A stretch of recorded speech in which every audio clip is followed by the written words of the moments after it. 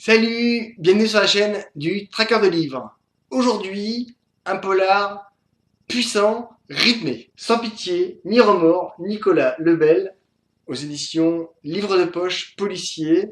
Il a reçu le prix des lecteurs sélection 2017. Le capitaine Daniel Melrich assiste à la mise en terre de son collègue et ami Jacques Morel. Celui-ci a tout prévu durant sa longue agonie cancéreuse. Sa stèle, un curé délirant, et l'héritage qu'il laisse à Daniel.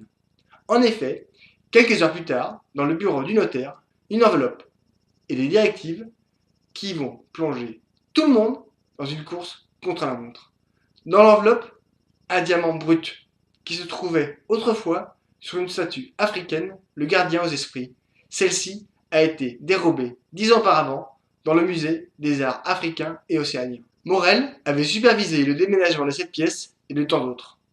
Présent aux côtés du notaire, le capitaine Kabango de l'Office central de la lutte contre le trafic de biens culturels, la police de l'art. La découverte du diamant place Morel parmi les suspects. De leur côté, le reste de l'équipe, Latour et Dos Santos, sont placés sous les ordres du capitaine Cuvier.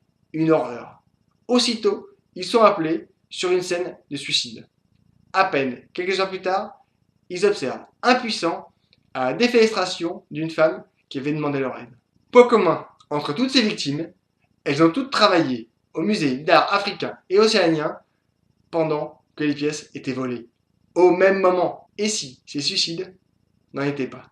La police dresse une liste de tout le personnel qui se trouvait au musée pendant les vols de ces biens. De son côté, le capitaine Melrich et le capitaine Kabango enquêtent. Il semble que Jacques ait organisé une dernière blague. Une gigantesque chasse au trésor à coups de Sudoku et d'Alexandra. Entre-temps, d'anciens légionnaires, des tortionnaires, sont en train de mettre à feu et à sang tout ce qui les entoure afin de faire disparaître les preuves d'une affaire vieille de 10 ans.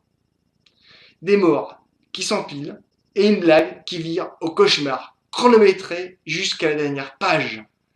Une histoire très originale, très rythmée, parfois gore, mais surtout un angle différent, de l'humour, beaucoup de tension, de la vraie action. Lisez, likez, commentez, partagez, parlez-en autour de vous.